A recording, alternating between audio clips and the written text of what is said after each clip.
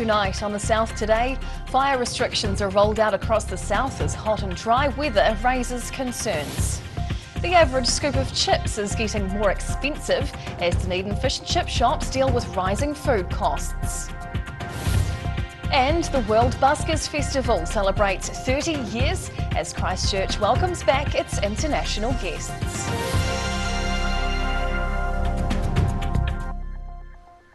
Kia ora, good evening, I'm Hannah Wilkins. Fire restrictions are now in place across the south, including a total fire ban covering central Otago. NIWA is predicting the weather will continue to be hot and dry for the next month, creating a high fire risk for southern New Zealand. Make sure to bring a torch on your next camping trip, as a mix of total fire bans and permit-only restrictions now cover most of the southern region. A total fire ban is now in place for central Otago and the Queenstown Lakes districts, while a restricted fire zone covers most other areas in the south, from Waitaki through to Southland and across to the west coast. We've gone into a total fire ban for the Lakes district and central Otago, so that means no open air fires, and all permitted fires before that have been suspended. Fire and Emergency New Zealand says the bans are vital to limit the risk of out-of-control vegetation fires that have caused devastation in recent dry summers. FENZ is warning locals and tourists to check the rules for their local areas and consider the conditions before undertaking any activities that could spark a fire. So enclosed barbecues are still fine, but yeah, braziers, charcoal barbecues and parts are not. But you can check on checkit'salright.nz to whether you're allowed those types of barbecues or those types of fires. NIWA is forecasting drier than usual weather across the eastern and lower South Island over the rest of summer, with fire bans likely to stay in place until late February or early March. Across the South Today. An 18-year-old Dunedin man appeared in the Dunedin District Court this morning charged with murder. It follows a police call-out to a residential address in the Dunedin suburb of Waikari around 3 a.m. on Saturday morning.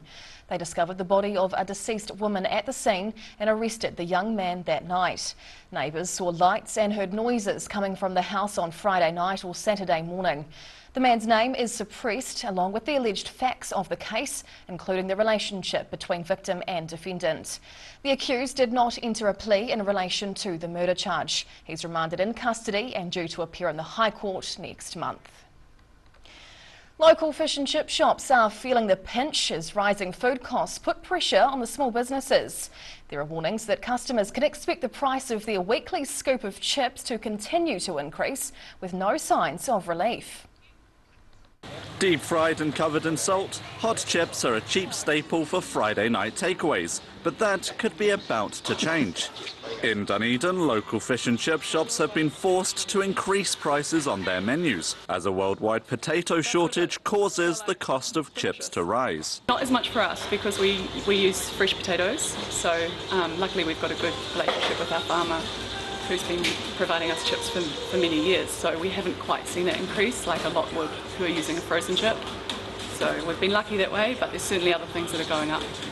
Chip prices from some bulk suppliers have increased by more than half, with Cairns Catering Supplies telling clients a 15-kilogram bag of chips will set them back $43. Best Cafe owner Jessica Marks is a seasoned chef and says all ingredients are increasing in cost, but believes it's important to have an open conversation with shoppers. They're very understanding. I think everybody understands. There's a lot of information out there. People realise that prices are going up. People expect price increases in the menu, so we do always talk to our customers about it, just so that they're always aware, especially tourists. So yeah, most people are very, very understanding. The North Island's recent bad weather has impacted the country's potato supplies, but there's hope the South Island's potato harvest later this year might bring some relief. In Dunedin, the South Today. Mosgiel residents are being urged to conserve water, with compulsory water restrictions now in place for the area. The Dunedin City Council says reservoir levels are dropping in Molesgill and Wingatui, while demand is rising. Water use has steadily increased in Molesgill since the start of the year, hitting double the usual level of demand yesterday. Under Level 1 restrictions, you're only able to use sprinklers, wash and do water blasting between the hours of 8 p.m. and 8 a.m. Water levels are also dropping throughout Dunedin's catchment areas. Residents are being asked to voluntarily conserve water to avoid compulsory water restrictions in the city as well. Christchurch residents and visitors should carry a few gold coins with them this month as the World Buskers Festival returns to the central city. It's 30 years since the first festival was held, and the return of international acts is adding to the colour and variety this year. Get ready folks, it's back again. Christchurch's favourite summer street event, the Circus World Buskers Festival, has returned to the city.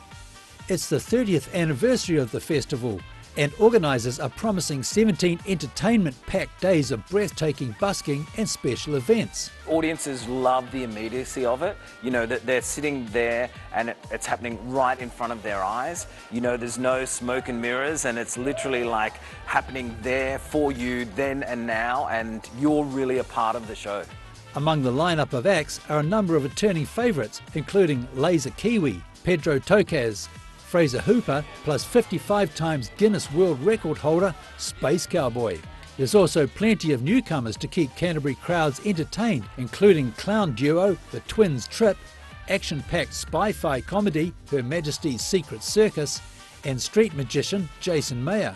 I think our local residents just really enjoy seeing people out on the streets and telling great stories and having fun and standing next to someone and having a good laugh with someone you don't even know.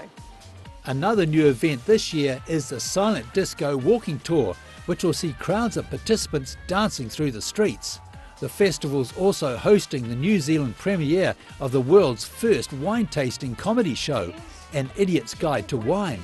And organisers are tipping the Purple Rabbit as one of the event's hot tickets, about world-class misfits blending magic, circus and comedy into an R18 show. The international performers are back, so there's performers happening across the city, and you'll see great local acts as well as internationals back to back. The Circus World Buskers Festival takes place in a host of venues, both indoors and in outside spaces around the central city.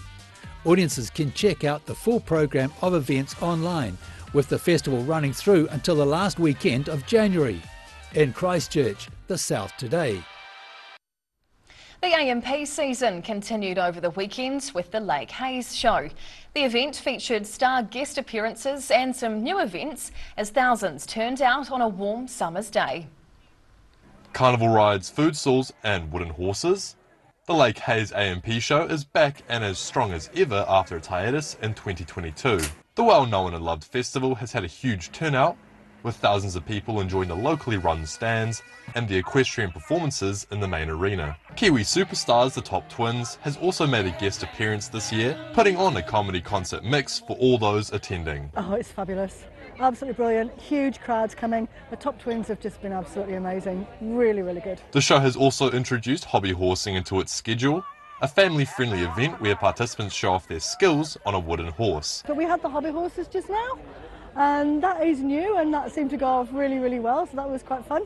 With how well the new event went off, hobby horsing will be quite likely to be making more appearances in the coming years. In Queenstown, the South Today. Whai still to come on the South Today. Cromwell's racetrack lights up with the sounds and smells of Formula racing with round 1 kicking off. And a Dunedin couple who opened up their home as a Christmas winter wonderland donate funds to a worthy cause.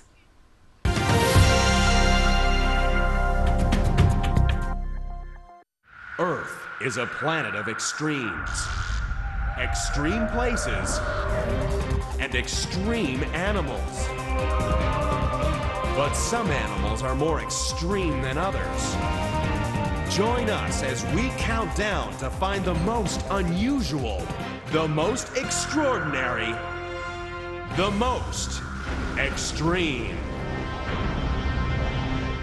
A poorly maintained heat pump can lose up to 35% of its output. The Mr. Heat Pump Cleaner team are experts. Their specially developed chemical wash is totally biodegradable. Call Mr. Heat Pump Cleaner and get the job done by the professionals. If you're at risk of developing melanoma skin cancer, you owe it to yourself to have a mole map. Mole map is coming to your area. Phone today to make an appointment. It could save your life.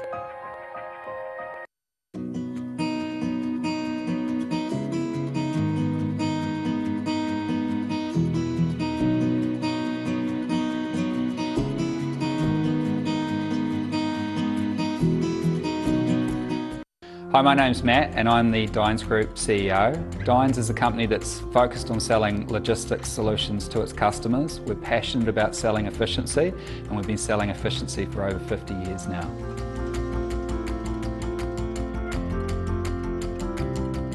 Don't mention Christmas! There's huge savings on beds, bedroom, lounge, dining and much more. Plus 50% off all outdoor furniture. And you can pay it off over 24 months interest-free.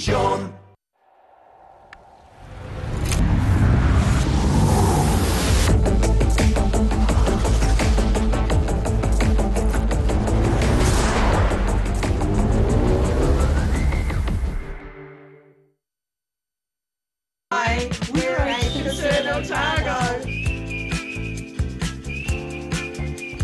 Age Concern Otago hosts a multitude of social activities, including indoor walks.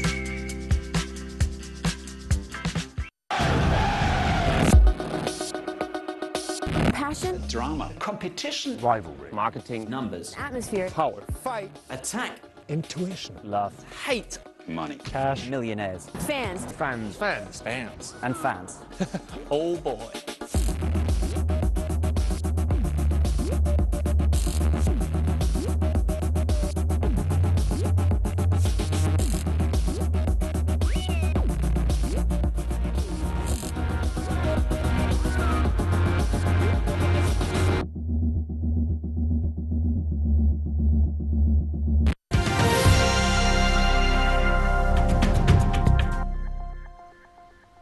Tinakwe, welcome back. Cromwell saw the first round of the Castrol Toyota Formula Regional Oceania Championship over the weekend, where a third-generation driver took to the grid. Ryder Quinn made his debut at the Highlands International Motorsport Park with a star coach in his corner. The paddock getting their cars ready to take to the grid. The young Australian driver will be taking part in the full Castrol Toyota Formula Regional Championship Series, which is set to run over 5 consecutive weekends. Ryder Quinn is taking the track with the assistance of junior Red Bull driver Liam Lawson as his performance coach. Lawson says coming back to Highlands was special, as it's where the F2 driver received his Red Bull contract. Because I spend at least 10 months of the year in Europe, so to be home during these months, especially in New Zealand summertime, is nice. Highlands is also a special place for Quinn. The track's owned by his grandfather Tony Quinn, along with 2 others in the series. It goes beyond motorsport for me. It's close to my heart. Being able to drive on my granddad's tracks is absolutely amazing.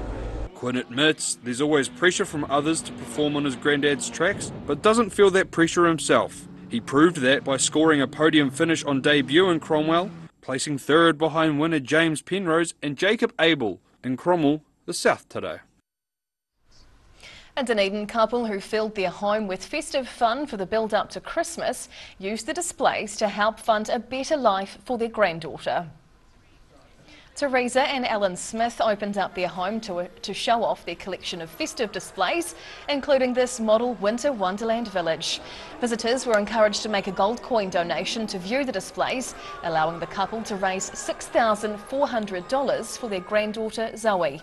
The 3-year-old has spinal muscular atrophy, which could leave her unable to walk, stand or even swallow. Teresa says it was fantastic, spreading some Christmas magic, and was blown away by the support and kind words given to their granddaughter. The money raised will go towards helping their daughter build a tiny home in Auckland, equipped with ramps and other equipment to improve her life. And now recapping tonight's top stories on the South today.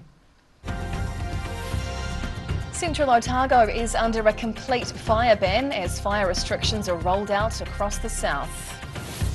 Pricey potatoes is forcing southern fish and chip shops to raise the cost of the average scoop of chips. And Christchurch is welcoming back international acts for its 30th year of the World Buskers Festival.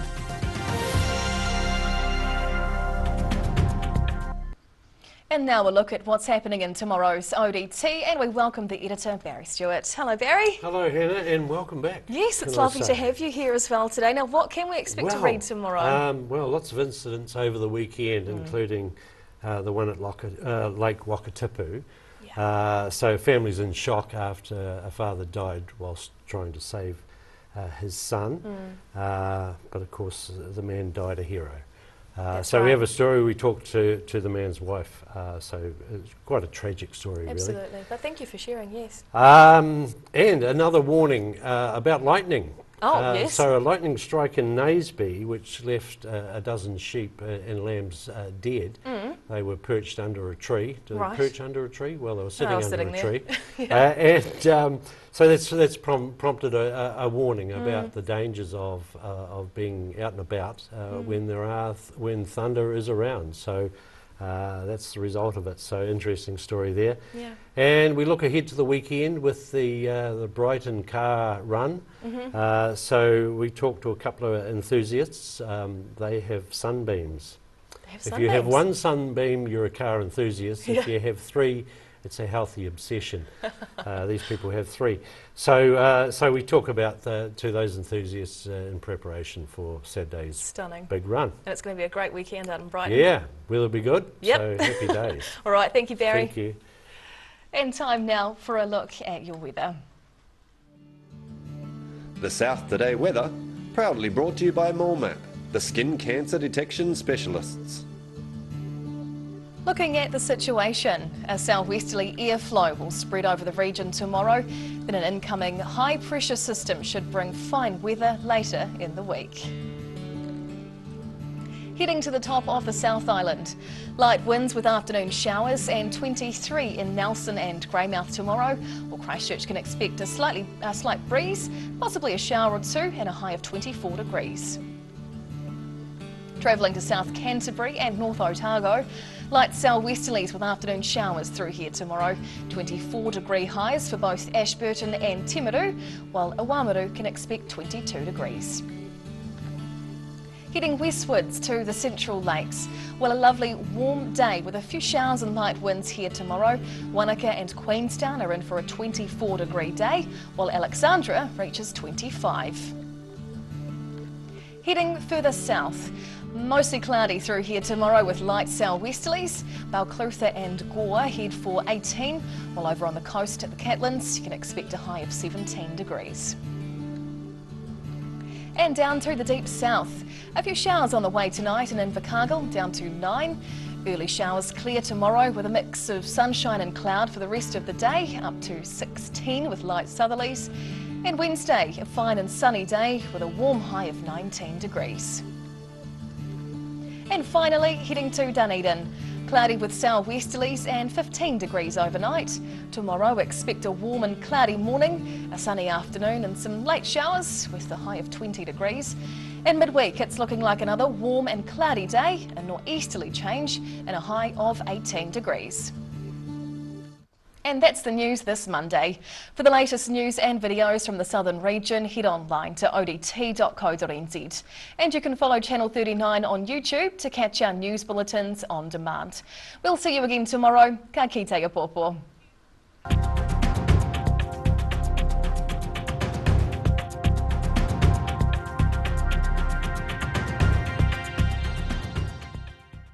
Public interest journalism funded through New Zealand On Air.